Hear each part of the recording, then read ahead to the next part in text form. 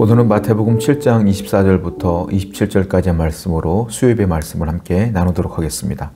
한번 본문 말씀을 읽어보겠습니다.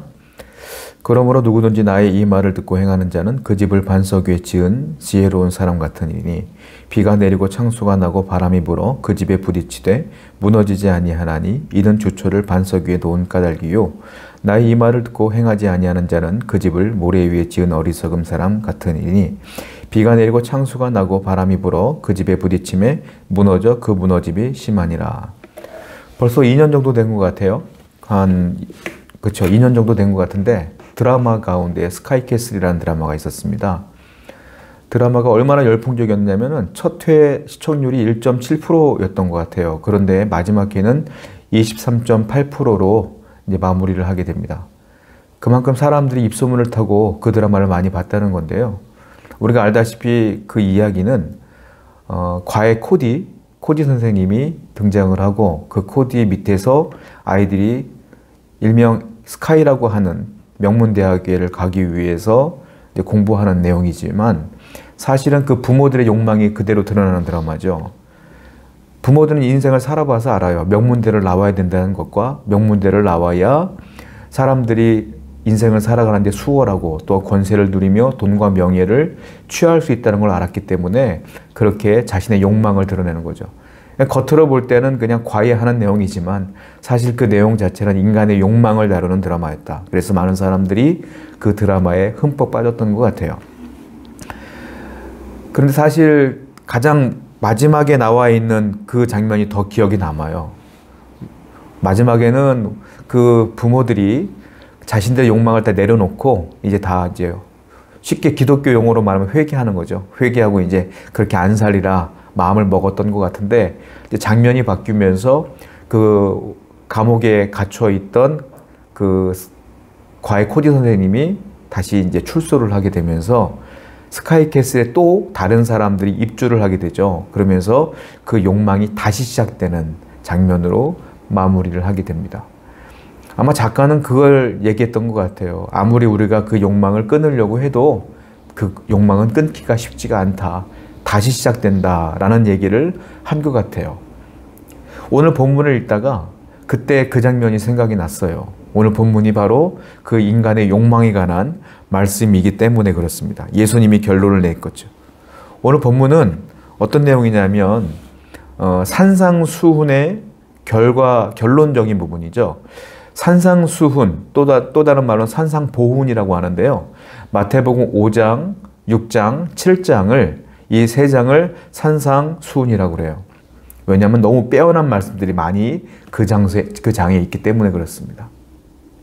예수님이 마태복음 5장, 6장, 7장에 수없이 좋은 말씀들을 하신 뒤에 이제 오늘 본문 말씀을 얘기하시는데 오늘 본문 말이 뭐냐면 그 많은 말씀들의 결론 부분이에요. 그러니까 이게 제일 중요한 거죠, 사실은.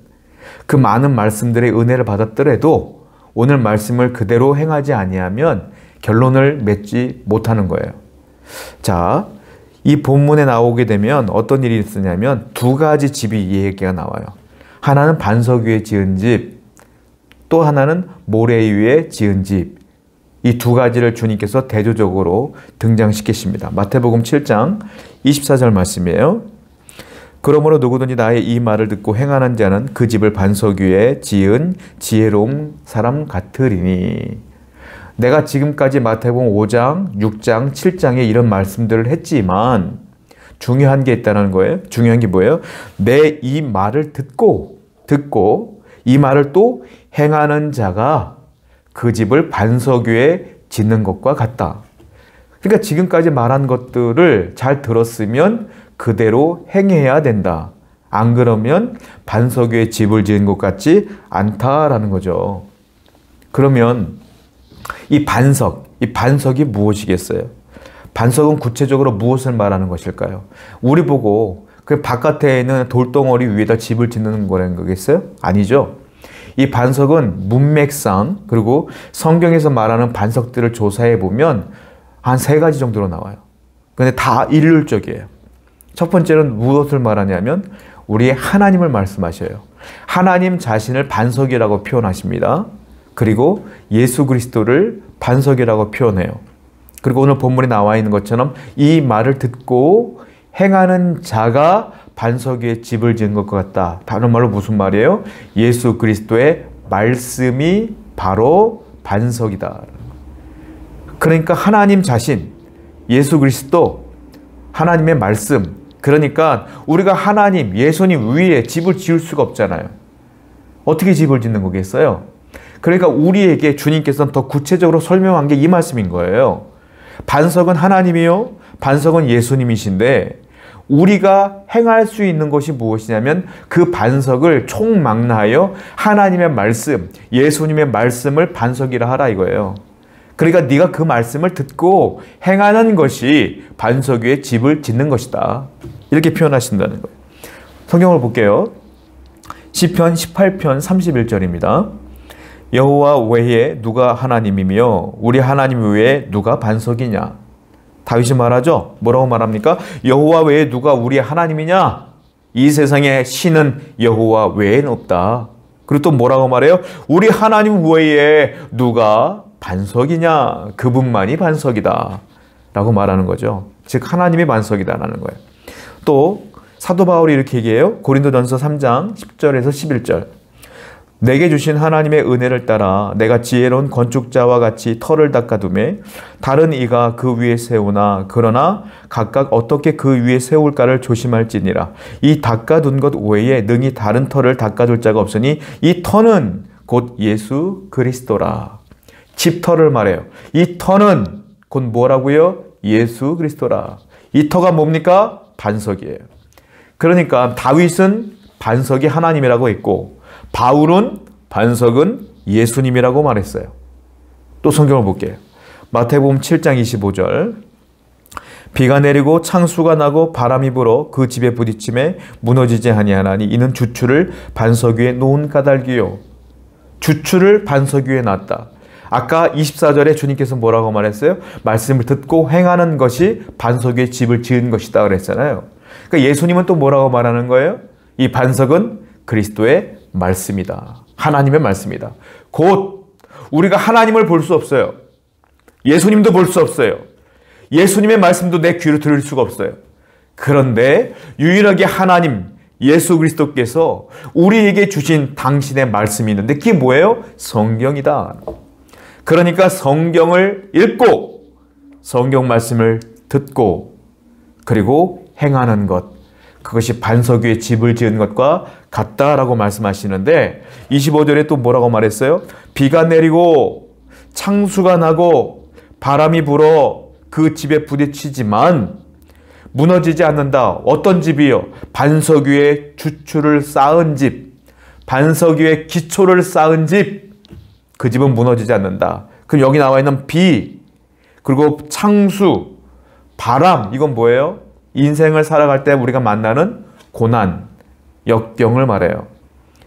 자, 반석 위에 집을 지은 자는 고난을 당해도 무너지지 않는다는 거예요. 다른 말로 승리한다. 고난이 없다? 그렇게 말한 적 없어요.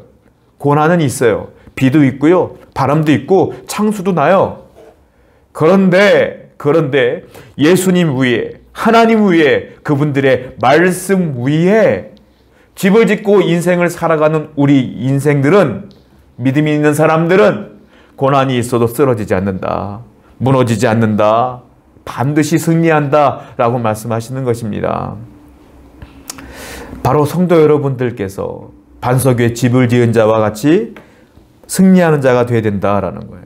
다른 말로 이 하나님 말씀은 진리 아닙니까? 진리 가운데 거하며 진리 가운데 살아가는 사람은 하나님이 그들을 보호하신다 이 말씀이에요. 자, 기초가 중요한 거예요. 기초가. 그러니까 신앙생활의 기초가 중요한 거다. 그 기초가 뭐라고요? 반석 위에 집을 짓는 것이다. 그 반석은 뭐라고요? 하나님의 말씀을 듣고 행하는 것이다. 이 기초가 튼튼해야 우리는 쓰러지지 않는다라는 거죠. 일본은 지진이 많아요. 자, 그런데 문제는 뭐냐면 지진에 무너지지 않는 집도 일본에 상당히 많아요. 여러분, 기초가요. 평상시는 기초의 중요성은 모릅니다, 사람들이. 그런데 이 기초가 어떤 위기를 만나게 되면 그 기초의 든든함이 드러나게 돼 있어요. 일본에 많은 집들과 건물들은 내진 설계를 했기 때문에 튼튼해요. 근데 평상시에는 대한민국에 있는 건물들과 일본에 있는 건물들이 별 티가 안 나요. 그런데 우리가 알다시피 일본의 1923년도에 대지진이 있었죠. 미국의 설계사였던 프랭크 로이드 라이트라고 하는 분이 계시는데 이분이 일본의 호텔 하나를 맡아서 설계를 합니다. 그 호텔 이름이 데이코쿠 호텔인데요. 그 호텔을 설계하고 기초공사를 하는데 2년이 걸렸어요. 그리고 그 건물을 올리는데 4년이 걸렸어요. 꽤 오랫동안 기초공사에 투자를 한 겁니다. 자, 이 1923년도에 관동 대지진이 일본에 일어났는데 500만의 인구 중에 15만 명이 죽었어요. 그만큼 어마어마한 사건이었죠. 그런데 나중에 지진이 끝난 다음에 보니까 모든 건물들은 다 무너졌는데 데이코쿠 호텔은 말짱했다. 이 얘기가 있어요. 왜 그랬을까요? 예, 기초공사를 튼튼히 했기 때문에 그래요. 내진 설계를 철저히 하고 거기에 맞춰서 기초공사를 잘했기 때문에 그 호텔은 무너지지 않았다는 얘기가 있어요. 평상시에는 다른 건물이나 그 호텔이나 차이가 없어요. 그런데 지진이 일어나 보니까 그 기초가 얼마나 튼튼한지가 드러나는 거죠. 성도도 마찬가지예요. 여러분들이 평상시에 기초공사를 잘한 성도와 반석 위에 집을 짓지 않은 성도와의 차이는 잘 몰라요. 그런데 비가 오고 창수가 나고 바람이 불어보면 고난이 있어 보면 그때 드러나요. 반석 위에 집을 지은 자와 그렇지 않은 자가 차이가 나. 반석 위에 집을 지은 하나님 말씀대로 살아온 그 믿음이 있는 사람은 그 고난이 있어도 흔들리지 아니하며 오히려 감사하며 기뻐하며 이겨내요. 그러나 반석 위에 집을 짓지 않는 사람들은 우울해지며 원망하고 하나님 없다고 말하고 막 이런 식으로 반응한다는 거예요. 차이가 커요. 하나님께서 말씀하시는 건 말씀을 들었으면 진리대로 행하라. 그것이 반석 위에 집을 지은 것이다 라고 말하죠. 자, 성경 보겠습니다. 잠언 24장 26절 24장 16절입니다. 대저 의인은 7번 넘어질지라도 다시 일어나느니와 악인은 재앙으로 말미암아 엎드려 지느니라. 의인은 7번 넘어질지라도 다시 일어난다. 7전8개 신앙. 의인은 누구예요? 믿음이 있는 자. 이 믿음은 어떤 믿음? 반석 위에 집을 지은 자와 같은 믿음. 진짜 믿음을 말하는 거예요. 믿음도 진짜 믿음이 있고 가짜 믿음이 있거든요. 이따가 말씀드리겠지만 가짜 믿음도 있어요. 여기서 말하는 의인은 누구냐? 진짜 믿음을 가진 사람은 아무리 넘어져도 아무리 고난이 있어도 일어난다. 여러분들은 어때요? 일어나십니까? 아무렇지도 않고 털털거리고 일어나십니까? 아니면 쓰러져서 하나님 원망하십니까? 진짜 믿음은, 진짜 의인은 일어나는 거예요. 베드로전서 1장 7절 너희 믿음의 확실함은 불로 연단하여도 없어질 금보다 더 귀하여 예수 그리스도께서 나타나실 때 칭찬과 영광과 존귀를 얻게 할 것이니라. 너희 믿음의 확실함은 무슨 말이에요? 진짜 믿음을 말하는 거죠. 믿음이 확실한 거예요. 이건 뭐예요? 불로 연단하여도 없어질, 불로 연단이 뭡니까? 불같은 고난을 말해요. 그 불로 연단할 만한 그 엄청난 고난이 와도 없어질 금보다, 금을 녹일 만한 불이라는 거예요. 이거는 금보다 뭐예요? 더 귀하다. 뭐가? 믿음의 확실함이. 다른 말로 믿음은 뭐라고요? 금보다 더 귀하다. 여러분, 금보다 믿음이 귀한 거예요. 금이 있어도요, 돈이 많아도요, 내가 아프면, 고난이 닥치면 사람들은 우울해지고 힘들어지는 거예요. 그런데 금은 없어도 확실한 믿음이 있는 사람은 아무리 고난이 있어도 아무렇지도 않아요. 왜? 살아계신 하나님이 나와 함께하는 걸 확실히 믿기 때문에 그렇습니다. 그 믿음의 확실함은 뭐예요? 반석 위에 집을 짓는 것이다. 진짜 믿음은 사라지잖아요. 세상에는 별의별 일들이 다 있지만 한마디로 말하면 이 믿음을 가진 사람은 모든 인생을 다 겪어도 결국에는 뭐라고요? 승리다. 성경을 볼게요. 로마서 8장 28절 우리가 알거니와 하나님을 사랑하는 자 곧 그의 뜻대로 부르심을 입은 자들에게는 모든 것이 합력하여 선을 이루느니라. 모든 것들이 나중에는 다 선으로 끝난다. 뭐예요? 믿음이 있는 자에게는. 자, 이 믿음이 이렇게 귀한 거예요. 반석 믿음이. 두 번째로 예수님께서 말씀하신 건 뭡니까? 반석 위에 집을 지은 사람도 있고 그리고 모래 위에 집을 지은 자도 있다고 그랬어요. 자, 성경을 보겠습니다. 마태복음 7장 26절. 나의 이 말을 듣고 행하지 아니하는 자는 그 집을 모래 위에 지은 어리석은 사람 같으리니 나의 이 말을 듣고 행하지 아니하는 자는 진리의 말씀을 행하지 않는 자는 그 집을 모래 위에 집을 지은 어리석은 사람 같다. 반대말로 말하고 있어요. 반석 위에 집을 지은 사람은 말씀을 듣고 행하는 자이며 모래 위에 집을 지은 자는 말씀을 듣지 않고 행하지 않는 거예요. 아니죠. 말씀을 듣고 행하지 않는 거네요. 말씀을 들었으나 행하지 않는 거예요. 한국교회의 성도뿐만이 아니라 전 세계의 많은 성도들의 특징이 뭐냐? 말씀은 잘 들어요. 잘 들어요. 말씀을 잘 듣는데 문제는 뭐냐? 행하지 않아요. 말씀을 들어 머리는 커. 지식은 많아졌어. 성경은 많이 읽었어. 그런데 그 말씀대로 행하지 않으니 그 사람은 어떤 사람이냐? 모래 위에 집을 지은 사람 같다. 자, 여기서 말하는 모래는 뭐냐? 와디예요, 와디. 와디가 뭐냐면 중동 지방에 있는 특별한 모래입니다. 대한민국에는 없어요. 중동은 건조한 기후다 보니까 모래가 많잖아요. 사막 기후다 보니까. 그러니까 이 와디가 뭐냐면 평상시 건기 때는 이 모래가 똑같아요, 그냥. 그래서 오히려 그 모래가 평평해 보이고 좋아요. 사실 그게 뭐냐면 와디가 뭐냐면 물길이에요. 강바닥이에요. 평상시에는 건기 때는 물이 하나도 없으니까 이게 강인지 물길인지 모르고 그냥 똑같은 모래처럼 보인단 말이에요. 강바닥이었기 때문에 오히려 평평해 보이고 단단해 보이거든요. 그러니까 거기다가 집을 짓는다 이거예요. 그런데 문제는 우기가 오면, 비가 오기 시작하면 거기가 물길이다 보니까 비가 그쪽으로 흘러가고요. 물이 흘러가요. 그러다 보니까 항상 거기에 집을 지으면 어떻게 돼요? 물이 들이차고 그리고 물살에 휩쓸려 그 집이 무너져 내린다. 이 말씀을 하시는 거예요. 이 모래는 와디를 얘기한다. 마태복음 7장 27절. 비가 내리고 창수가 나고 바람이 불어 그 집에 부딪히면 무너져 그 무너짐이 심하니라. 예, 와디이기 때문에 비가 내리면 거기가 창수가 나고 그리고 바람이 불면서 그 집이 무너져 내린다 라고 말씀하시는 거죠.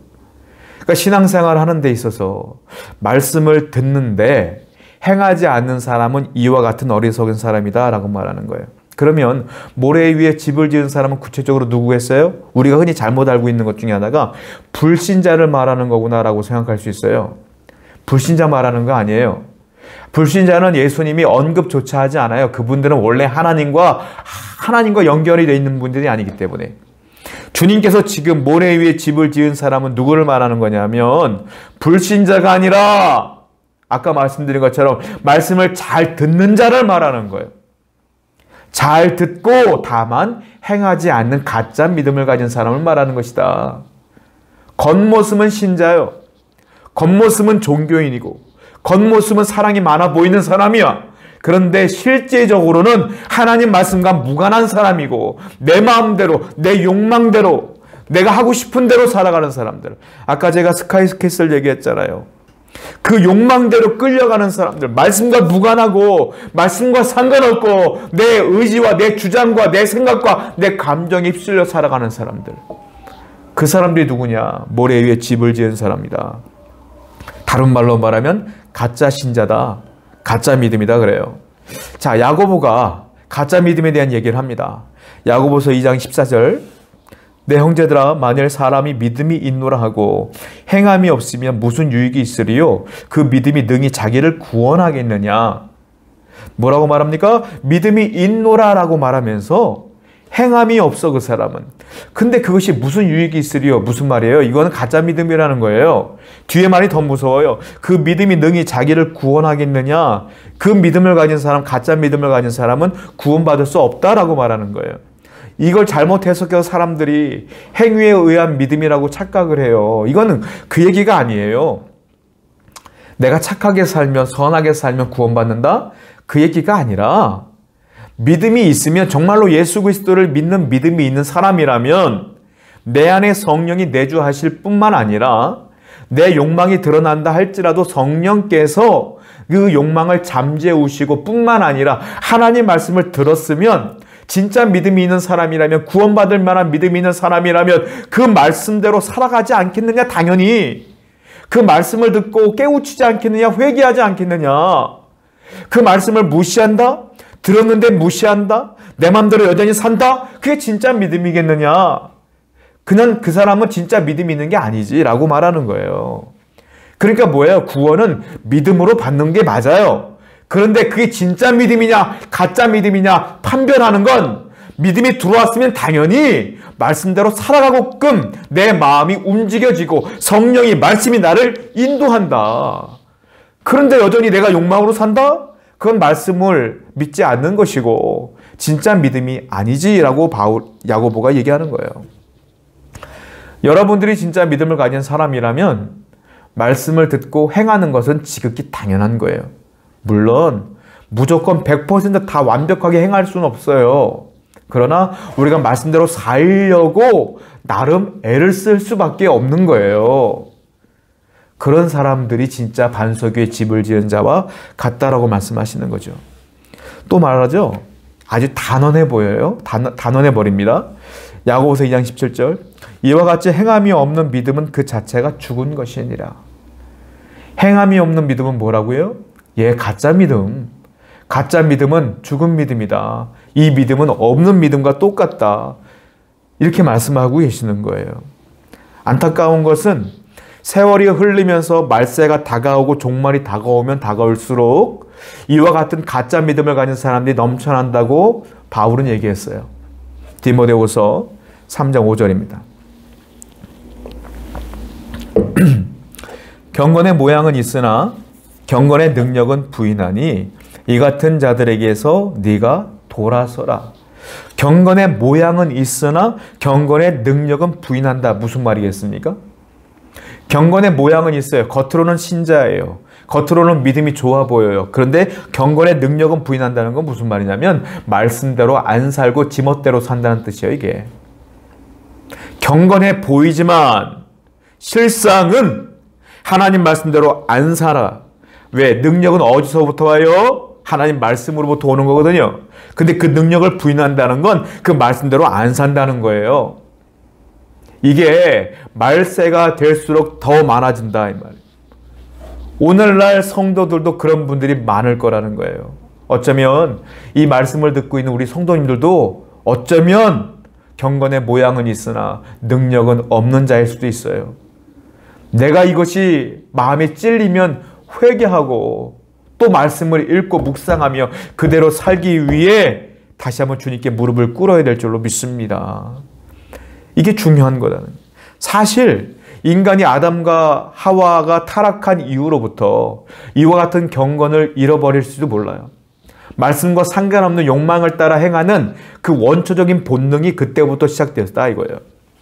창세기 11장을 보게 되면 바벨탑 사건이 나오는데요. 인간의 욕망을 아주 극명하게 드러내주는 사건이었어요. 하나님의 바벨탑 사건 때문에 바벨이란 뜻이 혼란이란 뜻이거든요. 바벨탑 사건 때문에 언어를 흩으셨죠. 그 탑을 무너뜨리셨고. 자, 성경을 잘못 읽으면 그 탑을 쌓은 것 자체가 문제라고 생각할 때가 있어요. 그렇지가 않아요.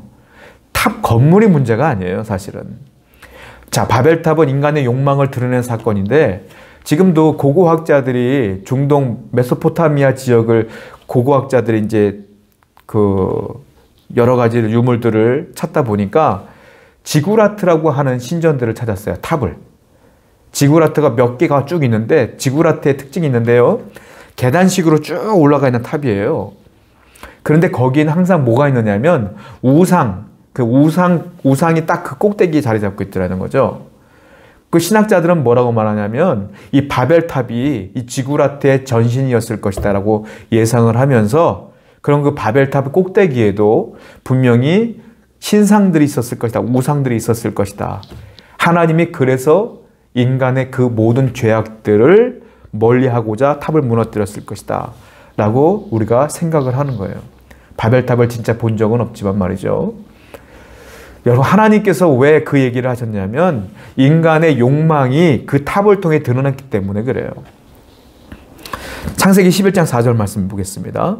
또 말하되 자 성읍과 탑을 건설하여 그 탑 꼭대기를 하늘에 닿게 하여 우리 이름을 내고 온 지면에 흩어짐을 면하자 하였더라. 하나님에 대한 말씀이 아니에요. 이거는 탑을 쌓는다, 바벨탑을 얘기하는 것인데 우리의 이름을 내자. 뭐예요? 인간의 욕망이죠. 인간의 욕망 탓에 하나님께서 이 모든 것들을 무너뜨리셨다라는 거예요. 자, 야고보는 사람들에게 또 이렇게 경고합니다. 야고보서 1장 14절부터 15절. 오직 각 사람이 시험을 받는 것은 자기 욕심에 끌려 미혹됨이니 욕심이 잉태한 즉 죄를 낳고 죄가 장성한 즉 사망을 낳느니라. 욕심이라고 하는 인간의 본능, 인간의 욕망이 뭘 낳아요? 죄를 낳고 그 죄가 점점 커지면 뭐가 돼요? 사망을 낳느니라. 결국 인간은 영적으로 죽는다. 뭐 때문에? 욕망 때문에. 모래 위에 집을 지은 사람은 말씀과 무관한, 겉모습은 말짱해 보이지만 말씀을 들었지만 결국은 내 욕망 따라 살았기 때문에 그 욕망이 잉태하며 죄가 되고 죄가 장성하여 사망이 된다라는 거예요. 이 영적인 죽음이 하나님과 무관한 삶을 살아갔던 사람들에게 이루어질 것인데 우리가 사는 날 동안에 이루어질 수도 있고요. 우리가 죽은 다음에 이루어질 수 있는 거예요. 그러니까 사람들이 볼 때에 저 사람은 말씀대로도 안 사는데 교회만 다니지 완전히 하나님 욕보이는 사람인데도 잘 먹고 잘 사네, 이런 사람들이 있단 말이에요. 그 사람들이 사는 동안에 이 하나님께서 말씀하신 영적인 사망이 이루어지지 않을 수도 있어요. 그런데 언제 이루어지느냐? 우리가 죽으면 반드시 이루어져요. 살아있는 동안 이루어질 수도 있고 안 그럴 수도 있어. 그런데 우리가 죽은 뒤에는 반드시 이루어져요. 연말정산 같아요. 연말정산. 우리가 살아가는 도중에는 아무리 계산해도 잘 안 맞죠. 왜? 계속 수익이 발생되어지고 계속 지출이 발생되어지니까 잘 안 맞잖아요. 중간에 내가 계산해도 안 맞는다고. 근데 언제 맞아요? 마지막 연말에 딱 들어맞아. 모래 위에 집을 지은 사람은요, 말씀을 듣고 행하지 않는 그런 사람들은, 가짜 믿음을 가진 사람들은 인생을 살아가는데 안 맞을 때도 있어. 어쩌면 잘 살 때도 있어. 그런데 죽으면 딱 맞아. 어디로 가? 천국 갈 수 없거든, 그 사람들은. 여러분, 긴장하셔야 돼요. 반석 위에 집을 지을 것이냐? 모래 위에 집을 지을 것이냐? 점검을 중간중간 잘 해보셔야 돼. 자, 잠언 14장 12절 말씀입니다. 어떤 길은 사람이 보기에 바르나 필경은 사망의 길이니라. 사람들이 볼 때는 말짱해 보이지만 필경은 사망이니라. 결국은 죽음의 길이다. 마지막에는 분명히 계산이 끝난다, 이 말이죠. 그러면 우리가 나는 지금 반석 위에 집을 지은 자인지 모래 위에 집을 지은 자인지를 점검해 볼 필요가 있어요. 사람은 둘 중에 하나예요. 하나님을 믿든지 안 믿든지. 안 믿으면 지옥, 그냥 끝난 거고. 또 하나가 나와요. 하나님을 잘 믿되 반석 위에 집을 지은 자인지, 아니면 하나님 말씀을 듣는 척, 믿는 척 하는 모래 위에 집을 지은 자인지. 둘 중 하나예요, 여러분들. 성도는 둘 중 하나야. 반석 위에 집을 자인지 아니면 모래 위에 집을 지은 자인지. 둘 중에 하나인데요. 여기 보면 우리에게 교훈을 줄 만한 두 사람이 등장을 하는데 아브라함과 그 조카 롯입니다. 아브라함과 롯은 출발점을 딱 보게 되면 둘 다 하나님을 잘 믿는 사람처럼 보여져요. 한번 볼까요? 창세기 12장 4절. 이 아브라함이 여호와의 말씀을 따라갔고 롯도 그와 함께 갔으며 아브라함이 하란을 떠날 때 75세였더라. 아브라함이 여호와의 말씀을 따라갔는데 롯도 함께 따라갔다. 마치 함께 하나님을 잘 섬기는 것처럼 보여요. 왜냐? 아브라함은 이방신을 섬기는 사람이었지만 하나님의 그를 불렀거든요. 그리고 그가 하나님을 믿기 시작했는데 그 많은 사람들, 아브라함만 하나님 믿어요. 많은 사람들은 하나님 믿지 않아. 그런데 롯도 아브라함을 따라갔다는 것은 롯도 하나님을 믿기로 결정했다는 거거든요. 겉으로 볼 때는 그 수많은 사람들과 비교했을 때 아브라함과 롯은 하나님을 섬기는 사람처럼 보인다. 그런데 어떤 일이 벌어집니까? 재산이 많아지니까 우리가 잘 알다시피 아브라함과 롯이 따로 살기로 결정을 합니다. 아브라함이 얘기를 하죠. 야, 네가 좌하면 내가 우하겠고 네가 우하면 내가 좌할 거야. 네가 가고 싶은 대로 마음대로 가. 네가 땅을 결정해. 내가 반대로 갈게. 라고 말했을 때에 롯이 어떻게 결정합니까? 자, 창세기 13장 10절부터 11절. 이에 롯이 눈을 들어 요단 지역을 바라본즉 소알까지 온 땅에 물이 넉넉하니 여호와께서 소돔과 고모라를 멸하시기 전이었으므로 여호와의 동산 같고 애굽 땅과 같았더라. 그러므로 롯이 요단 온 지역을 택하고 동으로 옮기니 그들이 서로 떠난지라. 자, 롯이 눈을 들어 요단강을 바라봤더니 소알까지 온 땅에 물이 넉넉하고 소돔과 고모라가 그때 멸망하기 전이었으므로 풍족하고 아름답고 양을 키우기에 적절한 거예요. 자, 웬만하면 삼촌 아브라함에게 좋은 땅 주고 자기는 나쁜 땅을 가져야 되는데 자기의 욕망이 막 올라오는 거예요. 잘 살고 싶고 잘 먹고 싶고 부자 되고 싶고. 그러니까 삼촌이고 뭐고 없어. 좋은 땅 선택하는 거예요. 그리고 거기로 갈게요. 동쪽으로 가. 근데 아브라함은 그래 글리 가 하고 서쪽으로 가는데 아브라함이 간 땅은 뭐냐? 황폐한 땅이에요. 불이 없어. 물이 없어. 근데 아브라함이 간 땅은 딱 하나 있어. 뭐가 있어요? 여호와가 아브라함과 함께 있어요. 아브라함은 하나님을 선택한 것이고, 그리고 이 롯은 하나님과 상관없는 자기의 욕망을 선택한 것이고, 겉으로 볼 때는 똑같이 하나님을 믿는 사람처럼 보였어요. 아브라함이 제단을 쌓고 예배할 때 항상 롯은 옆에 있었거든. 함께 예배했어요. 그런데 결정적인 순간에 롯은 하나님 말씀과 무관한 삶을 선택한다. 무슨 말입니까?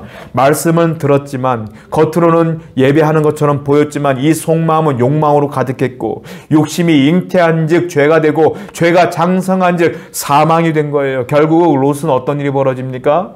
소돔과 고모라에서 우리가 알다시피 죽을 고비를 여러 번 넘기죠. 전쟁 중에 포로도 잡혀가고 아브라함이 또 구해왔더니 소돔과 고모라의 멸망이 됐어. 가족 다 죽어버리고 두 딸만 남잖아요. 와이프도 소금기둥이 되고 이런 일들이 계속 벌어지지 않습니까? 자, 여러분들은 선택하셔야 돼요. 여러분들은 지금 반석에 집을 지은 자인지 아니면 모래 위에 집을 지은 자인지를 잘 판단해 보시기 바라겠습니다. 내가 정말로 말씀을 잘 읽고 듣지만 말씀과 무관한 삶을 살고 있는지 아니면 그래도 말씀을 지키려고 애를 쓰고 있는지 여기서 판가름 나는 거예요. 성경 보겠습니다. 요한 1서 2장 15절부터 17절. 이 세상이나 세상에 있는 것들을 사랑하지 말라. 누구든지 세상을 사랑하면 아버지의 사랑이 그 안에 있지 아니하니. 이는 세상에 있는 모든 것이 육신의 정욕과 안목의 정욕과 이생의 자랑이니 다 아버지께로부터 온 것이 아니요 세상으로부터 온 것이라. 이 세상도 그 정욕도 지나가되 오직 하나님의 뜻을 행하는 자는 영원히 거하느니라.